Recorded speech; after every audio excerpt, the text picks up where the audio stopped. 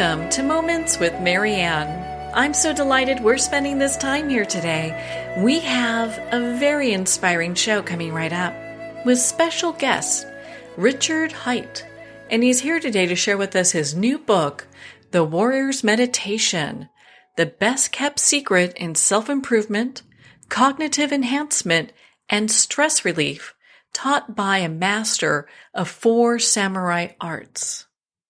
Now, Richard is best known for his book, The Unbound Soul, listed as one of the best books on consciousness of all times by Book Authority. Richard is also an instructor of martial, meditation, and healing arts, and he is the author of several best-selling books.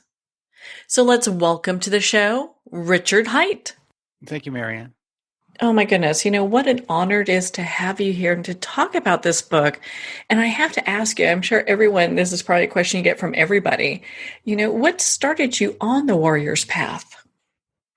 When I was 12, I watched, when I was a little kid, I would watch Bruce Lee movies and Karate Kid and those kinds of things. And ultimately that's what got me to do it. I thought I was very unconfident, and I wanted to have that kind of control of my emotions and my body like a Bruce Lee would, or something like that. And that's really what got me started in the martial arts.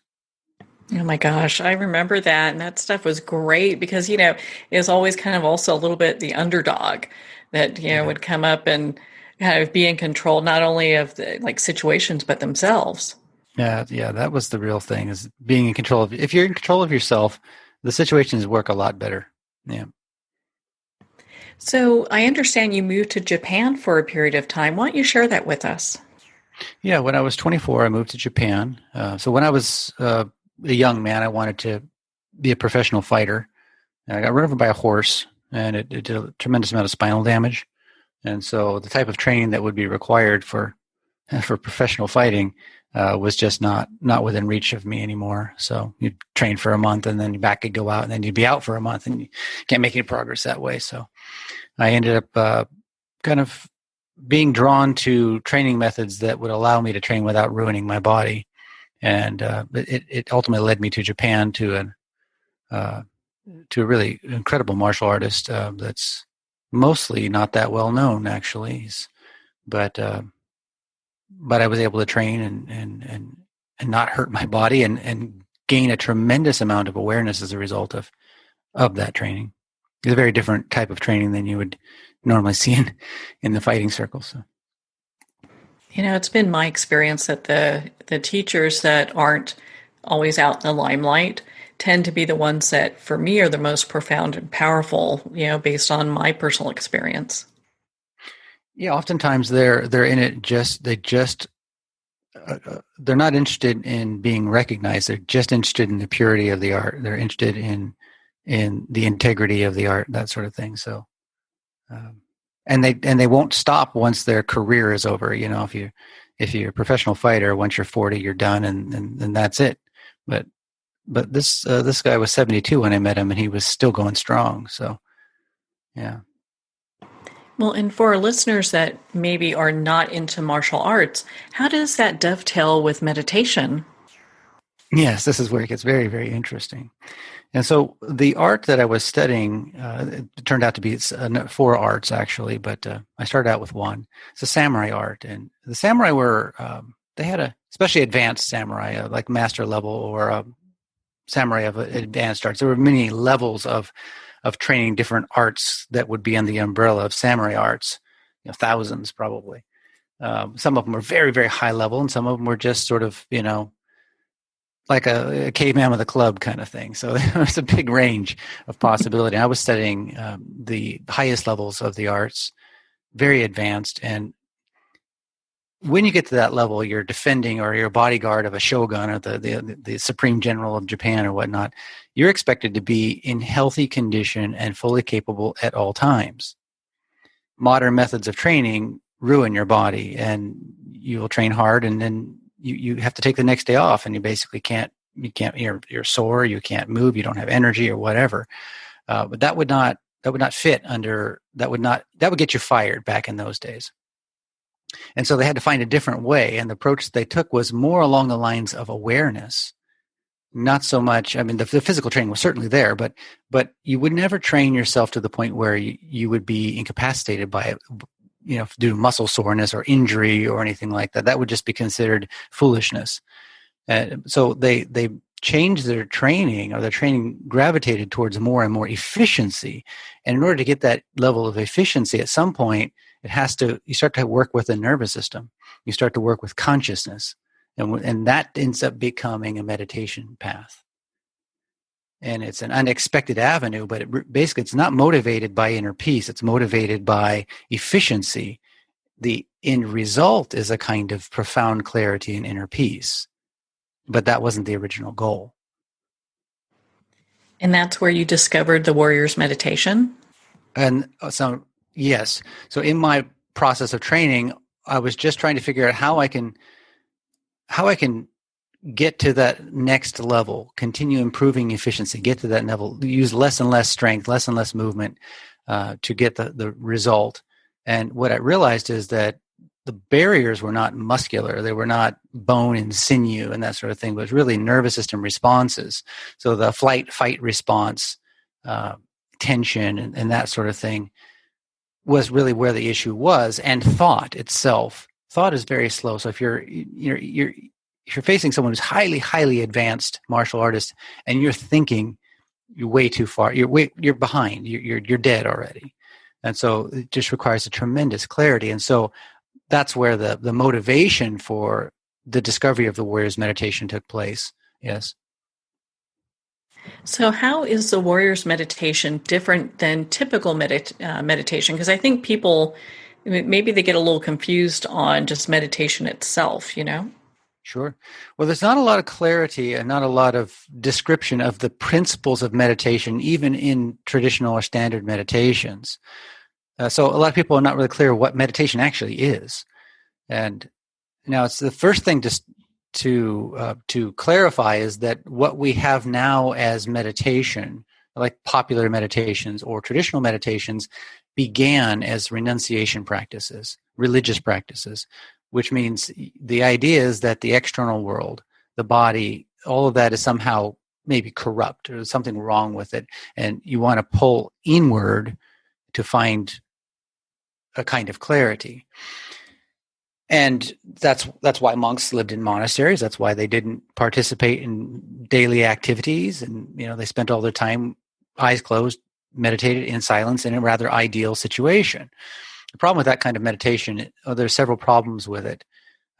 If you have the time to dedicate to it, it can work. But it requires a tremendous amount of willpower to stick with it, and most people simply don't. That's why we have a strong association with meditation being a highly disciplined activity. Anybody who's not highly disciplined is likely going to shy away from it. But the other aspect is a kind of inbuilt attitude that there's something wrong with the world, that there's something wrong with the senses, there's something wrong with the mind. And that attitude prevents us from blending awareness with our daily life. There's nothing wrong with the external world. It's the attitude toward it that may be the problem. That was my discovery. And so I took a totally different approach, which was not to try and shut off the senses, but instead change the attitude towards the senses and change the way I used the senses. And in that process, what ended up happening was a profound shift of awareness. And so we could, in the most simplest way, we could say that meditation is a shift from beta wave to alpha wave, brain waves. Beta is the type of brainwave that goes with stress, with task-oriented activities, thinking. It's the brainwave that people live their daily lives in almost constantly. When you're in that brainwave too long, it creates a lot of anxiety, a lot of inner noise, compulsive thinking that can eventually lead to depression. We have never been in a greater state of anxiety and depression in the world. I mean, our population, the prescriptions for antidepressants and anti-anxiety pills are just off the charts. Interestingly enough, both anxiety and depression tend to go together when the brain is stimulated with beta for too much time, spend too much time in a stress state. Another primary state is alpha brainwave. This is rest and recovery. When the brain is in that brainwave, the body is recovering, it's relaxed, it's releasing tension, that sort of thing. most of what people experience of alpha is when they watch TV or they finally reach exhaustion and essentially slump over in exhaustion and unable to do anything. But I would describe that type of alpha as being an unconscious alpha wave. Meditation is a conscious alpha wave. And it could be deeper brain waves as well, but they're conscious. So the difference between what the Warriors meditation does and TV watching is when you're watching TV, you're absorbed in the story. You're not aware. The body is recovering and resting, but you're not really aware. The Warriors meditation, you are fully aware, but the body is also an alpha wave. And it creates a kind of window into the subconscious mind where there's a greater communication between the conscious and subconscious mind. It's a completely different. I mean, everything physically looks the same, but the inner experience of life is very, very different. It's a beautiful place to be. And most people that experience it, it transforms their life rather rapidly, actually. What a profound discovery. I mean, because that really is a game changer when you look at meditation itself. Yes, I didn't understand the true relevance of it, actually, until I moved back to America. I moved back to America from Japan, and I began teaching the martial arts. And I wasn't teaching the meditation because I wasn't really sure. I had kind of been assuming that this was a really advanced meditation, something that people wouldn't be able to do, based on things that other people had told me when I explained the meditation. And I had a couple of students who were just very, very persistent about it. And eventually, please teach me the meditation. Please teach me, give us a try. And so eventually I did. We were in a dojo where it's a two-story building. The floor above us is a dance studio. So it's over 100-year-old building. There's no insulation between their floor and our ceiling, which makes our ceiling a giant speaker. So it is just chaos when they're up there dancing and the music's on. You can hear everything. And the ceiling tiles, it's made of that I don't know, white material. That white material is like falling onto the mats, like snow constantly. That's how much racket there was. So it's a lot to expect that anybody could meditate in that situation. I knew I could, but could my students? Using the traditional approach, that would not be possible. They said, let's try. I said, all right, it couldn't hurt. Let's try. And to my surprise, within a few minutes, they were in a profoundly meditative state, not at all disturbed by the essentially heavy metal level decibels going on in the building. And that's when I really woke up. Okay, this really needs to be passed on. This is something that's just generally not available. No one knows about it. And it's on me to get it out there. And it's not something it's actually it's easier than the traditional approach. You would think that by isolating yourself into an ideal situation, putting on some nice background music, lighting some candles, closing your eyes, sitting in a specific position, that would be the easiest thing for beginners because there's less activity going on. But actually, the Warriors meditation, with the eyes open, all senses open, even with the ability to move and all that, is much easier. It's counterintuitive, but it makes sense once you realize it works because it's instinctive. That was the thing that I didn't realize.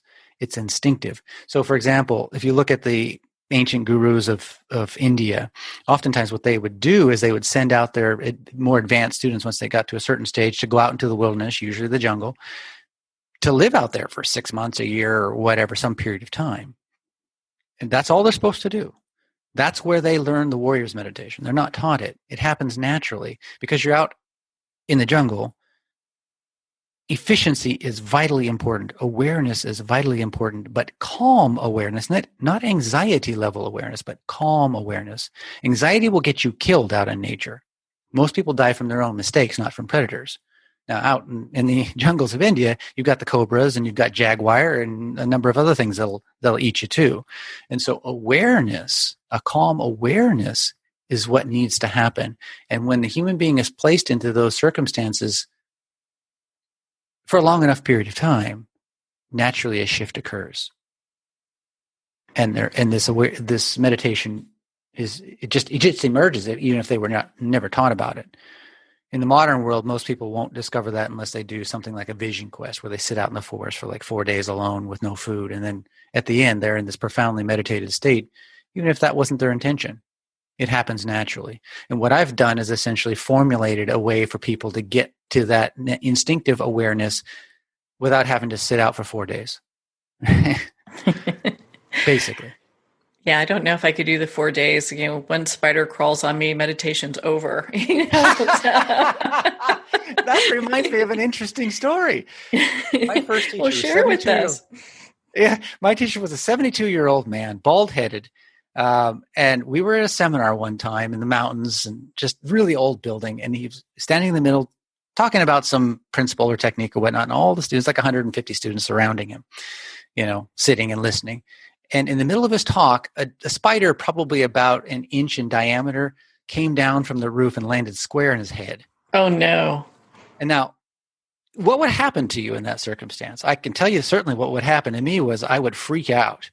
Or certainly at that time, I would have freaked out. It's not like it landed on his hair. It landed on his scalp, and he certainly knew it was there. But without the slightest hesitation, without the slightest tension, he very calmly reached up, palmed it, held it in his palm, and so he wouldn't crush it, slowly walked over to the window, opened it up, let it out, closed the window, and went right back to teaching as if nothing had ever happened. That's okay. That would not be the scenario that would happen with me. Yeah, exactly. So his nervous system was that calm. That's the kind of calm we want in our daily life. So that, basically we have all of this stimulus coming into us all the time. We're expected, all these tasks we're expected to accomplish. And it's stimulating so much anxiety. Our nervous systems are constantly stressed. What we want is the ability to do what my teacher did there, where we can handle everything in a practical, functional way, but calmly and clearly and being spatially aware, being internally aware as well. That's what the Warriors meditation does. That's a really good example. And you know what? One of the things that you've got so many things in your book that I found were really profound. One, you talk about, and it kind of dovetails what we're talking about now, but, when you're doing this meditation, you can get to the place where you really recognize when you're doing that switch from the beta to alpha. Yes. It's so exciting to me every time I hear a beginner go, I felt it. I felt it. It's a beautiful experience and extremely important to actually notice that shift, because once you start to notice the shift, eventually you can become highly aware of your nervous system state and your brainwave state. And when you notice that you're stuck in beta, you can intentionally shift it over to alpha. It's incredibly empowering. Yeah, most people are running around like they've got a pack of wolves behind them, So how important would this be? Because it really kind of shifts the energy of what their day's like. Oh, yes, tremendously. And the interesting thing is there's a constant unseen conversation between entities, between human beings, between animals. It's happening at a nervous system level conversation. You have what you're saying, but then you have the body language. You have the atmosphere of the individual. And when we're in alpha, it puts others at ease. And there's going to be much more oxytocin release, which is like a kind of a bonding chemical, a feeling of connectivity, a feeling of openness and honesty and trust. Because from alpha, it's really hard to lie from a conscious alpha state. I can't do it. I can't lie from a conscious alpha state. And it's very, very easy to see the value in another person. You're not just caught up in your tasks and your aims. So, for example, what is happening when a person is in a task-oriented frame of mind? Effectively, they're in a predatory state of mind. What I mean by that, if you just look at this like an evolutionary way, or just watch a cat stalking something, their body aims up, their focus is completely on the target, and anything outside of that target is an obstacle that they first are not aware of. And so if you were to watch a cat stalking, a mouse or whatever, you might not realize this, but actually the cat is extremely vulnerable during that stalk and unaware of almost everything else that's going on around it except for that mouse. At that time, you can stalk up on the cat and touch it, and it will not like you for that. That's the first thing. It will not like you for that. But it's a very vulnerable state. And if we think about how we are when we're in a task-oriented state, which is most of our day, when anybody interrupts us or gets in the process of our accomplishment, how do we respond? We immediately feel frustration. We might even get angry. We might try to hide it to be, to not appear like a jerk, but we feel it inside. It's because we're in a very agitated state. We're in an exclusive mindset, and anything that's outside of our goal becomes the obstacle. There's no compassion there, right? There's no bonding ability there.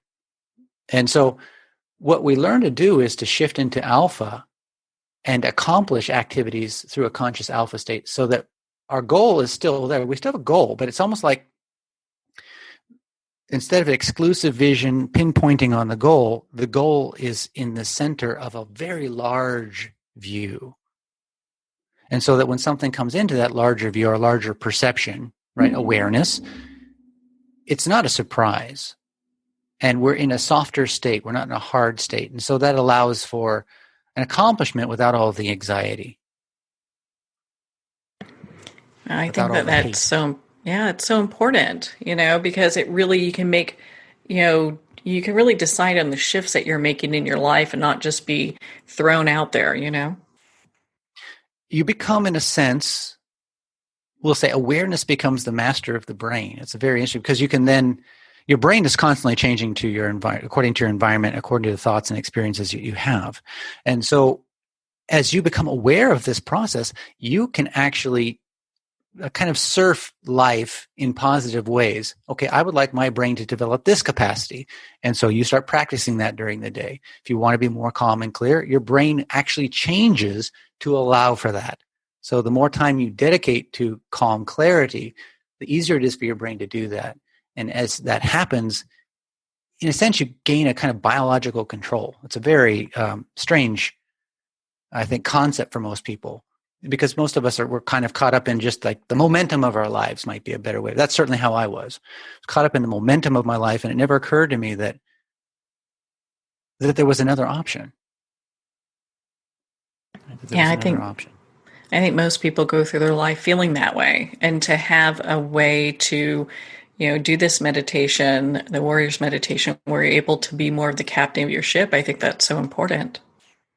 Now more so than ever. I mean, there's more stress right now than there probably has been in hundreds of years around the world, because we're just in such odd, uncertain times.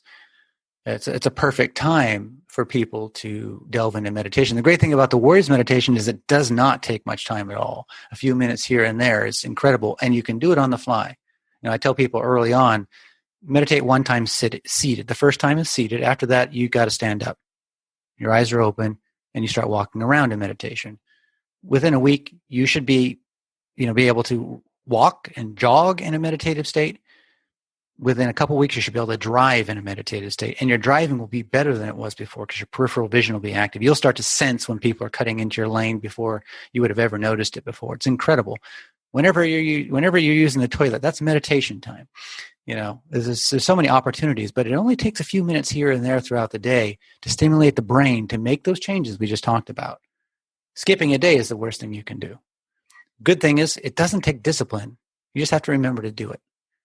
And it's actually a lot of fun. It feels good. You kind of feel high when you're doing it, to be honest. I'm sure people are going, well, wait a minute, I need to check out this meditation, because life is throwing us so many difficulties right now. We're just, you're right, we're like overwhelmed with stress. And so to be able to have something that you can turn to, what a great resource. And, I have to say, here your book is published at this time. What great coincidence, right?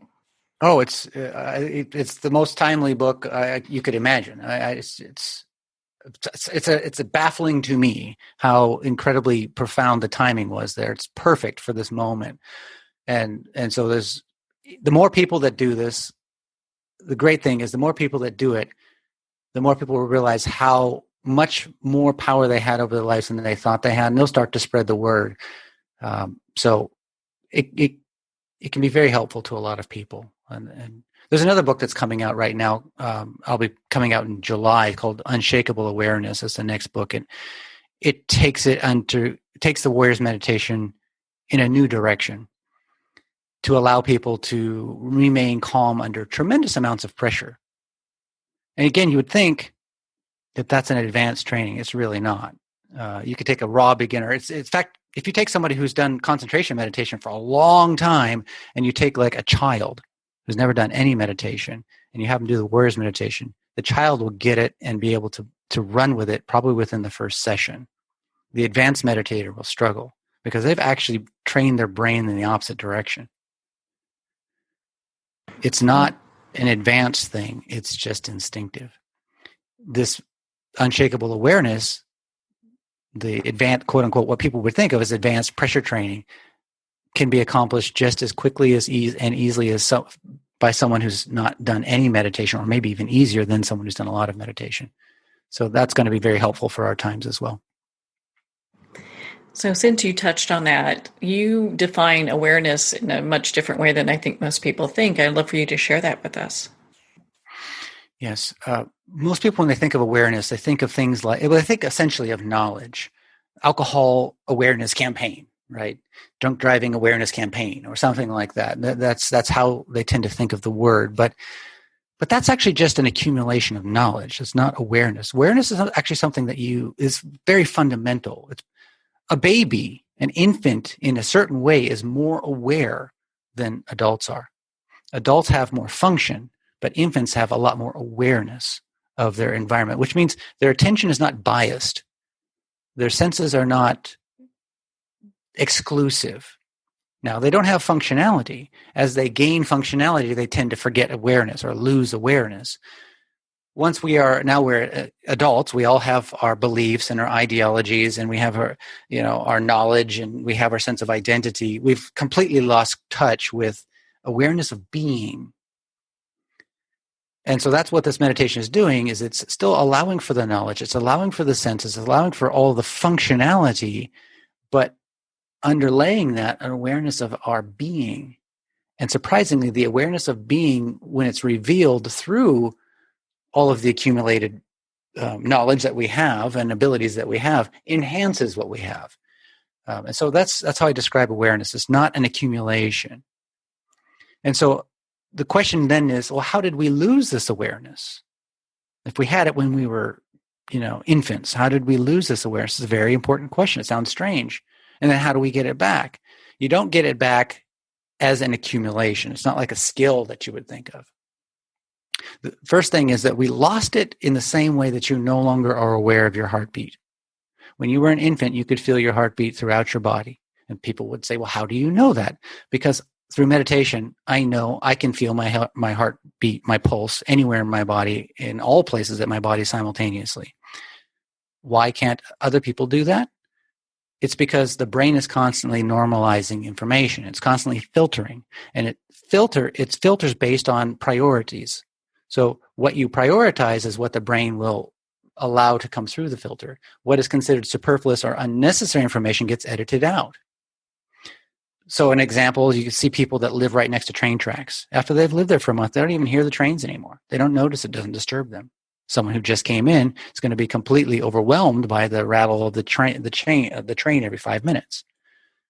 After a month or so, the brain has edited out what is considered unimportant information. And so the train doesn't bother you anymore. In the same way, we are not aware of most of the bodily processes that we would have been aware of or would have felt as infants. And the warrior's meditation starts to reawaken that awareness, I guess would be a good way of describing it. Well, and you also talk about total embodiment method. And I'd love for you to share with us what that is. The basic concept is that in traditional or popular forms of meditation, it's essentially a retreat from life. You create an ideal situation, and then you meditate for a half hour, however long. But it's separated from your daily life. And the two really very rarely meet. And so total embodiment is what it really means is to bring back that fundamental awareness. So the brain is open to it again, like your conscious daily awareness is open to it again, so that meditation is a seamless part of your daily life. It's not a separated activity. It's actually embodied, biologically embodied. Awareness is embodied in your daily life. That's what it really means. So, Richard, where can our listeners connect with you and learn about the books that you have and, of course, your upcoming book and be part of your community? Probably the best way is to get the Warriors Meditation book. In that book, I have a link to a free 1-month trial of daily guided meditations, which I teach every day. So they could join a live session with me in the morning. I always teach at 7 in the morning, or they just have access to a 24-hour on-demand video recording of that daily video. It changes every day. It's very, very flexible, and it's designed to be incorporated into your daily life. I would suggest that the book is probably the best way, because you get that free access to that 1 month trial. And then if you like it, you can just continue. And you have a website too, right? I do have a website. It's richard-l-haight.com. It's H-A-I, like haight-ashbury.com. And people can, if they're not interested in reading, they can join the Warriors Meditation there, and see some of my other books and that sort of thing. Sure. My goodness, Richard. I mean, we can talk for hours. I really appreciate you taking the time to share your insight and, of course, your book, The Warriors Meditation, with us today. Thank you, Marianne. It's an absolute pleasure. If you ever want to talk again, I'd love to talk with you. Oh, we definitely need to have another discussion, and we'll be doing that again real soon. Well, if you'd like to connect with Richard, again, you can do that at richard-l-haight.com for more information. Also, his book, The Warriors Meditation, and his other books are available on Amazon, Barnes & Noble, and all indie retailers. And of course, you can get it on Kindle. Well, we're at the end of our time today. I would like to thank everyone for tuning in. You're listening to Moments with Marianne. And remember, make every moment count.